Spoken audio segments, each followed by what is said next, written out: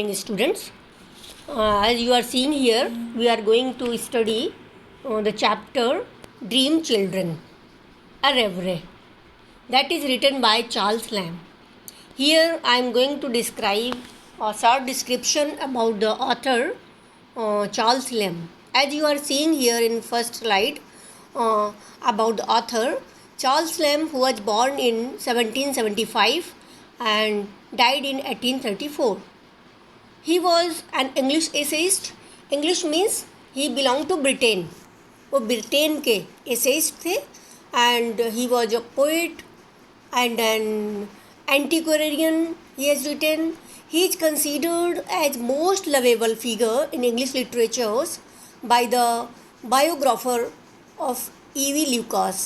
E.V. Lucas बहुत एक great English essayist हैं, तो उनकी बायोग्राफी में भी इनको इंग्लिश लिटरेचर का सबसे लवेबल फिगर माना गया है चार्ल्स लैम्ब को. Charles Lamb is also considered as prince of English essayist. English essayist के प्रिंस माने जाते हैं. And Charles Lamb had spend a pathetic life. इन्होंने बहुत ही दुखद पैथेटिक लाइफ लीड की है, जी है. And he had to quit studies. इन्होंने ज़्यादा स्टडीज़ नहीं कर पाई है. And at 14th and work in the British East India Company. और 14 when he was only 14 year old, then he started to work in British East India Company. आपने ये British East India company को तो बहुत ज़्यादा सुना होगा, क्योंकि ब्रिटिश ईस्ट इंडिया कंपनी ने हमारे इंडिया में रूल भी किया था. उसी कंपनी में इन्होंने काम करना स्टार्ट कर दिया था. And he spent his 25 years in India. एंड अपने ड्यूरिंग वर्क उन्होंने इंडिया में भी 25 year यहाँ रहे. He is still remembered for his autobiographical essays. उन्होंने बहुत सारे ऑटोबायोग्राफिकल एसेज भी लिखे, जिसके लिए वो बहुत फेमस है. And which contains the pathetic aspects of so life. और उन ऑटोबायोग्राफिकल एसेज में इन्होंने अपनी जो पैथेटिक लाइफ है, अपनी जो दुख भरी लाइफ है, अपना जो ग्रीव्स है लाइफ की, लैमेंटेशंस जो उन्होंने किए हैं, वो सारे ग्रीफ और पैथेटिक एस्पेक्ट्स ऑफ लाइफ को ऑटोबायोग्राफिकल एसेज में डिस्क्राइब किया है. So in the present essay dream children by reverie, he has also expressed his frustration of being a bachelor all the life. इस प्रेजेंट ऐसे में उन्होंने अपना फ्रस्ट्रेशन एक्सप्रेस किया है. वो अपने लाइफ में बहुत ज़्यादा फ्रस्ट्रेटेड रहे हैं. उस फ्रस्ट्रेशन का रीज़न ये रहा है कि उन्होंने पूरी ज़िंदगी बैचलर जी है, शादी नहीं की, अनमैरिड पूरी लाइफ जी है. तो इस चैप्टर को हम आगे देखते हैं. Yes, Dream Children, a Reverie. As you are seeing here, a reverie. Reverie means दिवा स्वप्न, दिन में देखे जाने वाला स्वप्न, जो कि वास्तविक नहीं होता, जिसको हम इमेजिनरी ड्रीम भी कहते हैं, जिसको हम ख्याली पुलाव भी कहते हैं.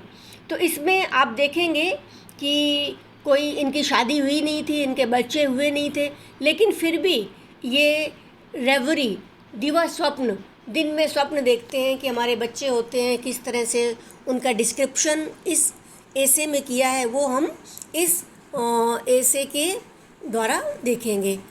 बैकग्राउंड ऑफ द चैप्टर, हम चैप्टर के बैकग्राउंड को देखते हुए यहाँ पर डिस्क्राइब करने का प्रयास करेंगे. 1 to 1, word to word, I will try to explain, I will try to tell the meaning of paragraph. So you just try to understand, so you can write question answers easily, very easily in your own words. So Charles Lamb is unhappy. As I told you, this present essay contains the frustration of his life to being a bachelor. अपने पूरे जीवन में bachelor होने का उनको जो frustration रहा है, वो उन्होंने इस प्रेजेंट एसे में डिस्क्राइब किया है. इस ऐसे को हमने 2 पार्ट में डिवाइड करके किया है क्योंकि काफ़ी बड़ा ऐसे है, तो ये फर्स्ट पार्ट हम देख रहे हैं। चार्ल्स लैम्ब अनहैप्पी थे because of his bachelor life and he has lost his Elder brother. उन्होंने अपनी एल्डर ब्रदर को खो दिया, अपनी ग्रैंड मदर को खो दिया। ग्रैंड मदर को ये बहुत ज़्यादा whom he loved and much and used to spend his vacations with her। और वो अपनी सारी वेकेशंस में जब भी इनको छुट्टियां मिलती थी जॉब से या स्टडी से, तो वो अपनी ग्रैंड मदर के साथ जा कर के रहते थे। And he failed in his love affair with Ann Simmons, और ये एन साइमंस से बहुत ज़्यादा प्यार करते थे। उनसे भी वो आगे कंटिन्यू रिलेशन बनाने में असफल रहे। After spending 7 years of try to persuade her, 7 years तक इन्होंने साइमन को बहुत ज़्यादा प्यार किया, 7 year तक उनके साथ रहे। But she opted to marry a silversmith named Bartram. लेकिन साइमन्स को पता नहीं क्या हुआ, उसने चार्ल्स लैम्ब को छोड़ करके एक बार्टम नामक व्यक्ति से, जो कि सिल्वर स्मिथ था, सुनार था, उसको ऑप्ट किया, उससे शादी कर ली। Not only this, he had lost his mother and his sister Mary who is mentally ill. और यही नहीं कि उन्होंने अपनी माँ को और ग्रैनी को खो दिया, बल्कि उनकी एक सिस्टर थी जो मेंटली इल थी, मीन्स पागल थी, मेंटली इल थी। उसने stabbed her with a knife, उसने उसकी माँ को चाकू से मार दिया, हत्या कर दी। He himself had suffered mental illness, और उसकी बहन तो मेंटली इल थी ही, इसके अलावा चार्ल्स लैम्ब स्वयं मेंटल इलनेस अपनी सफ़र की। And he had spend 6 weeks in mental asylum, और ये मेंटल एसिलम में मानसिक रोगियों के उपचार के लिए जो हॉस्पिटल्स होते हैं, मेंटल एसिलम, वहाँ पर ये 6 week अपना इलाज भी कराने के लिए रहे थे। अब now dream children reverie, we are going to start. Background देखने के बाद हम ये ऐसे स्टार्ट करेंगे। Children love to listen. अब यहाँ पर वो जो दीवा स्वप्न वो देख रहे हैं, उस स्वप्न को इस ऐसे में डिस्क्राइब कर रहे हैं। और स्टार्टिंग जो होती है चिल्ड्रन से होती है, वो सोचते हैं बच्चे हैं मेरे, और always children love to listen stories about their elders when they were child, and to stretch their imagination of the conception of the traditional great uncle, grandmam, whom they were never saw. It was in his spirit that my little ones crept about me the other evening to hear about their great grandmother field. So यहाँ पर वो सोचते हैं कि मेरे बच्चे होते हैं, और यहाँ पर उन्होंने बच्चों के नाम भी जॉन और एलिस रखा होता है। लड़की होती है जॉन और एलिस लड़की होती है और जॉन लड़का होता है। तो वो कहते हैं कि बच्चे जो स्टोरीज़ बहुत ज़्यादा सुनना चाहते हैं अपने एल्डर्स के बारे में, कि हमारे अंकल, हमारे दादा, हमारे परदादा, हमारी परदादी, हमारी नानी, उनके बारे में स्टोरी सुनना वो पसंद करते हैं। तो वो यहाँ पर इमेजिनरी सोचता है कि व्हेन दे वर चिल्ड्रन, कि बच्चे जब वो छोटे थे, तो वो इमेजिनेशन करता है कि वो बच्चे अपने ग्रेट अंकल, अपने ग्रेट एम, जिसको उन्होंने देखा भी नहीं है, मीन्स बच्चे जो अपने दादा दादी, चाचा ताऊ और नाना, जिनको उन्होंने देखा नहीं है, उनके बारे में वो पूछना ज़्यादा पसंद करते हैं कि वो कैसे थे, क्या करते थे, उनके क्या इंटरेस्ट थे। It was in this spirit that my little, तो कह रहा है कि इस तरह से मेरे छोटे छोटे जो बच्चे हैं वो मेरे पास बैठे हैं, क्रेप्ट मीन्स मेरे पास आकर के बैठे हुए हैं, मेरे से चिपके हुए, और वो आज मेरी ग्रैंड मदर, जिसका कि ग्रेट ग्रैंड मदर, दादी मतलब परदादी, जिसका नाम फील्ड था, उनके बारे में सुनना पसंद करते हैं। Who lived in a great house, वो बता रहा है कि मेरी जो ग्रेट ग्रैंड मदर थी, जिनका नाम फील्ड था, वो नॉर्फोक के एक बहुत बड़े घर में रहती थी, 100 times bigger than that in which they and पापा लिव्ड। यहाँ पर चार्ल्स लैम्ब कर रहा है कि बच्चे कह रहे हैं कि वो घर मेरे पापा जहाँ रहते हैं उस पापा के घर से 100 टाइम्स बिगर था। मतलब ये जो घर था जहाँ की ये ग्रेट ग्रैंड मदर रहती थी, वो घर आज जो उनके पापा चार्ल्स लैम्ब रहते हैं उनसे 100 टाइम बिगर था, बहुत ज़्यादा बड़ा था। Which had been the scene, so जो यहाँ सीन में दिखाया गया है, so at least it was generally believed that part of the country of the tragic incidents which they had lately become familiar with from the ballad of the children in the wood। अब इसमें आप देखेंगे कि ये जो बड़ा घर था, इतना बड़ा, जो जनरली बिलीव किया जाता है कि उस कंट्री का वो जो बड़ा घर है उसमें कोई ट्रैजिक इंसिडेंट हुआ था, कोई ट्रेजिडी हुई थी, कोई ट्रेजिडी इंसिडेंट्स हुआ था जिसके कारण they have lately become familiar with from, और वो इंसिडेंट्स बाद में ballad of the children in the would के नाम से जाना गया है। एक ballad of the children in the would ये स्टोरी है जो आप लोग देखना, यूट्यूब में देख लेना या आप कहीं से भी हो पढ़ना।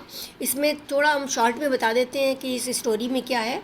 इस स्टोरी में है कि इस घर में 2 बच्चे रहते थे और उन बच्चों से उनके जो चाचा थे वो बहुत इन्वियस हो गए थे, और जिसके कारण कि उन बच्चों को मारने के लिए गार्ड को या कहिए मर्डरर को अपॉइंट किया था, जिससे कि वो उस बच्चों को लेके गए मारने के लिए। उनमें 2 मर्डरर थे, उसमें से एक मर्डर को बहुत ज़्यादा दया आ गई बच्चे को देख करके, तो उसने अपने फ्रेंड को मतलब जो दूसरा हत्यारा था उसको मार दिया और बच्चों को जंगल में छोड़ दिया, और फिर इस तरह से बच्चे भी जंगल में ख़त्म हो गए थे। तो इस तरह से ballad of children in the wood एक स्टोरी है जो ट्रैजिक इंसिडेंट्स इस घर में हुआ था। Certain it is that whole story, और ये जो बैलेड स्टोरी है इन 2 बच्चों को मारने की, ये स्टोरी पूरी स्टोरी इसमें जिसमें कि there cruel uncle was to be fairly carved out in wood upon the chimney piece of the great hall. वो घर था बहुत बड़ा, और उस घर का जो ग्रेट हॉल था उसमें किचन थी। किचन में ये आप चिमनी देख रहे हो, इस चिमनी में वो स्टोरी कार्व की गई थी। उस पूरी स्टोरी को इस चिमनी के ऊपर जो ये वुडन का लगा हुआ है फट्टा, इस फट्टे में फेयरली पूरी स्टोरी कार्व की गई थी, उकारी गई थी, उकार करके चित्र के द्वारा इसमें बताया गया था। And the whole story down to be robin redbreast, और इसमें बताया गया था कि जो रॉबिन रेडब्रेस्ट ये चिड़िया होती है वहाँ पे यूरोप में, और ये रॉबिन रेडब्रेस्ट जो चिड़िया थी उसने उस जो दोनों बच्चे ख़त्म हो गए थे उन बच्चों को पत्तों से ढक दिया था।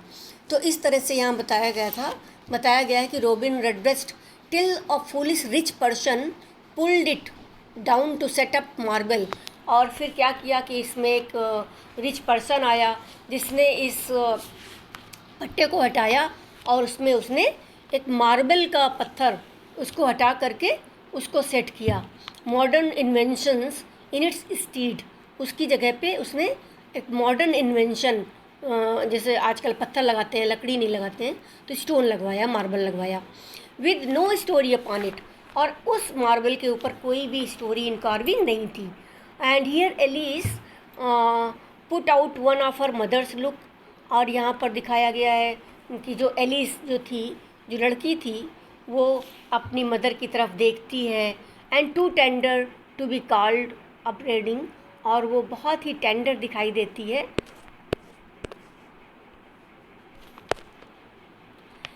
Then I went on to say how religious and how good their great grand mother feel was, कि जो ग्रेट ग्रैंड मदर थी, दादी थी या नानी कह लीजिए, नानी थी जिसका नाम फील था, वो कितनी रिलीजियस थी, कितनी अच्छी थी, कितनी विनम्र थी।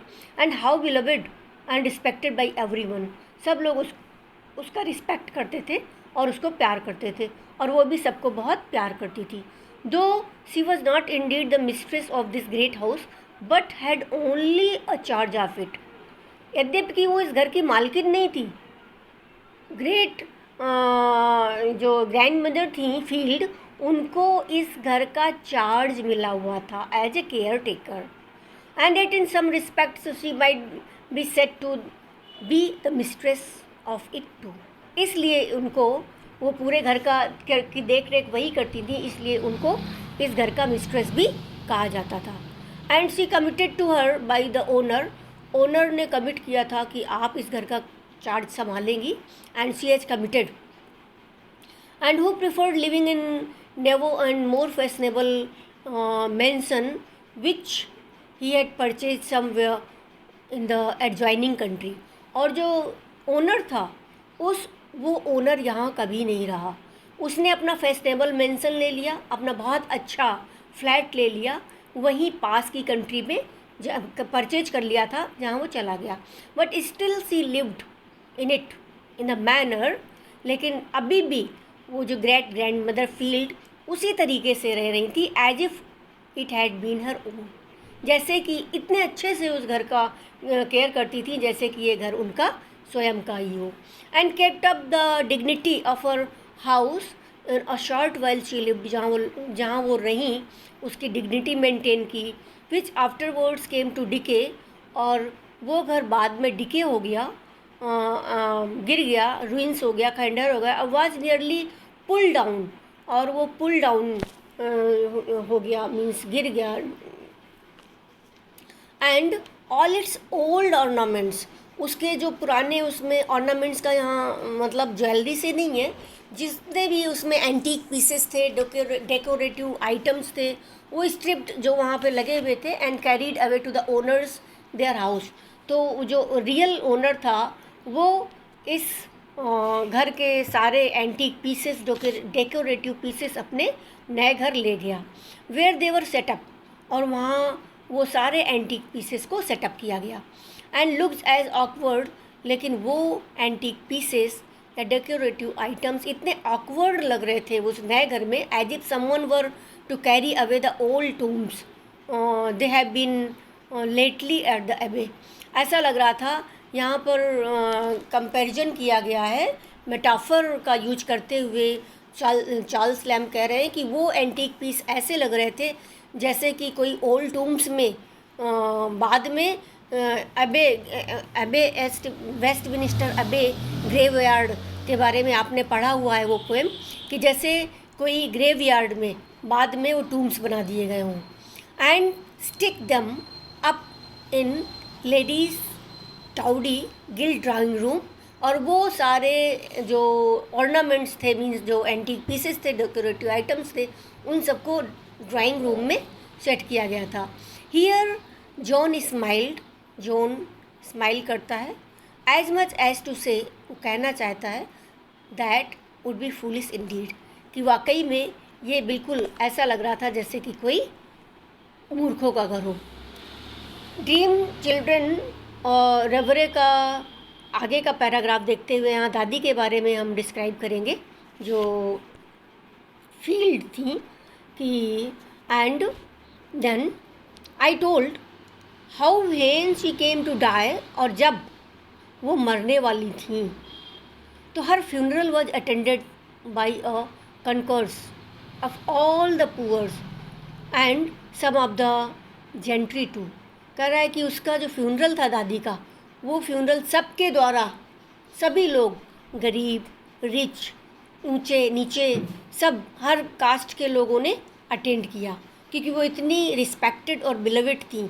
End of neighbourhood for many miles round to show their respect for her memory. उनकी मेमोरी शो करने के लिए कुछ दूर तक प्रोसेशन चला था पड़ोस में, और सारे पड़ोसियों ने काफ़ी दूर तक जा कर के उनकी मेमोरी में प्रोसेशन को अटेंड किया था. Because she had been such a good and religious woman, that was the reason. वो बहुत ही अच्छी स्पिरिट की, विनम्र और अच्छी फीलिंग्स वाली रिलीजियस महिला थी. So good indeed that she knew all the psaltery by heart. यहाँ सेल्ट्री मीन्स पवित्र गीत, उनको सारे पवित्र गीत याद थे, बाइबल्स की सारे वर्सेस याद थे। Here little Alice spread her hands, यहाँ जब वो बताता है, चार्ल्स लैम स्टोरी बता रहा होता है, तो इमेजिनरी स्टोरी है, और वहीं वो बताता है कि हमारी जो बेटी होती है लिटिल एलिस, वो अपने हाथों को आगे आमीन कहने के लिए आगो हाथों को स्प्रेड करती है। देन आई टोल्ड, तब मैंने बताया दादी की क्वालिटीज़ के बारे में अपनी बेटी को, कि what it tall she was, जो मैन फील्ड थी ग्रैंड मदर। ये देखिए, इसमें हमने एक पिक्चर भी दिखाई है उनकी, कि वो इतनी टॉल थी, अपराइट थी, मीन्स बिल्कुल सीधे, स्ट्रिक्ट, उनकी सीधी रीढ़ की हड्डी थी, बहुत ग्रेसफुल थी। And person their great grand mother Field once was, एक समय था कि वो इतनी इस तरह की पर्सनालिटी उनकी थी।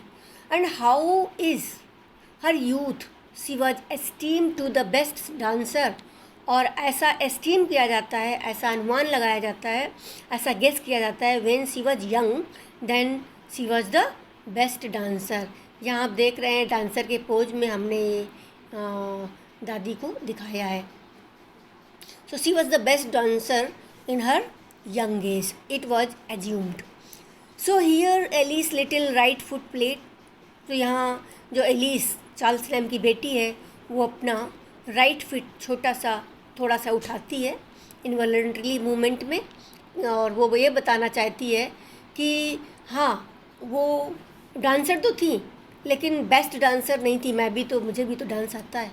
Upon my looking grave it desisted the best dancer, I was saying, in the country till a cruel disease, मतलब वो कह रही है कि उनको फिर डिजीज हो गई थी, जिससे कैंसर डिजीज हो गई थी, and bowed her down with pain, जिससे कि दर्द से उनकी जो कमर थी वो थोड़ी सी वो हो गई थी, झुक गई थी। And it could never bend her good spirits, कमर झुक गई थी, शरीर physically she was bend, but her good spirits never bend, means उनकी जो इतनी रिलीजियस थी, इतनी लवेबल थी, इतनी पोलाइट थी, उनकी जो अच्छी स्पिरिट्स थी, जो वैल्यूज़ थे, क्वालिटीज़ थी, उन क्वालिटीज़ में वो अभी भी ओल्ड एज में भी वैसी की ही वैसी थी, वो क्वालिटीज़ से बेंड नहीं हुई थी। और मेक देम स्टूप, क्वालिटीज़ ने उनको स्टूप नहीं किया था, वो बिल्कुल क्वालिटीज़ में वैसी की ही वैसी थी, but they were still upright, वो अपनी स्पिरिट्स से, अपनी बिहेवियर से, अपनी क्वालिटीज़ से अभी भी अपराइट थी, because she was so good and religious, क्योंकि वो बहुत अच्छी और बहुत ही धार्मिक महिला थी। अब हम इसमें ड्रीम चिल्ड्रन और रिव्यू का नेक्स्ट पैराग्राफ देख रहे हैं। इसमें हमने दिखाया है कि एक डोर है और ये स्टेयर्स हैं, जहाँ पर वो ग्रेट मदर फील्ड रहती थी, वहाँ पर उनको क्या दिखाई देता था, वो जो आपको स्टोरी बताई थी दो बच्चों की, उसके बारे में इसमें बताया गया है कि I told how she was use to sleep by herself in lone chamber, lone means alone chamber of the great house, उस बड़े घर के एक कमरे में वो अकेले सोती थी। And how she believed that a partition of 2 infants was to be seen at midnight gliding up, और वो कहती हैं कि मुझे बिलीव था कि वो जो आत्माएं थी, पार्टीशन ऑफ 2 इन्फेंट्स, वो जो 2 छोटे छोटे बच्चों को चाचा ने मरवाने के लिए भेज दिया था हथियारों के साथ, तो उन दोनों बच्चों की आत्माएं वहाँ मिडनाइट में ग्लाइडिंग अप, मीन्स ये आप देख रहे हैं कि ये दरवाज़ा है और नीचे ये स्टेयर्स हैं, इस स्टेयर्स में कैसे वो आत्माएं ग्लाइडिंग होती थी, आती जाती उसको दिखती थी। And down the staircases near where she slept, जहाँ वो सोती थी वहाँ पास में जो स्टेयर्स थी वहाँ आती जाती आत्माएं उसको रात में फील होता था, ऐसा उसको एहसास होता था, ऐसा चार्ल्स लैम्स अपनी बेटी को स्टोरी बता रहा है। And but she said those innocents would her harm, वो कहती है कि लेकिन वो जो इनोसेंट्स आत्माएं थीं, क्या परदादी का परनानी को कोई डराया, हार्म पहुँचाया? And how frightened I use to be. और वो कहती है मैं तो शायद डर जाती अगर वहाँ होती। Though in the days I had my maid to sleep with me. वो बताता है कि वो दादी कहती हैं कि मैं दिन में तो अपने मेड को अपने पास सुला लेती थी, because I was half so good और रिलीजन एज शी, क्योंकि मेरी जो मेड थी वो भी इतनी अच्छी थी जितनी कि मैं। वो भी बहुत रिलीजियस थी, उसको भी बाइबल पढ़ना पसंद था और बहुत ही धार्मिक थी। Yet I never saw in her John expanded all his eyebrows and tried to do courageous. कह रही है कि चार्ल्स लैम्ब कह रहे हैं कि वो फील्ड कह रही है कि आई नेवर सॉ, मैंने यहाँ कभी नहीं देखा कि जो जॉन था, जो उसने कभी भी अपनी आँखें बड़ी बड़ी करके खोली हों, मतलब जॉन ने डराया हो, ऐसा मैंने कभी भी नहीं देखा। I tried to look courageous, मैंने हमेशा करेजियस ही दिखने का प्रयास किया या रहने का प्रयास किया। So thank you. Next part we will see very soon.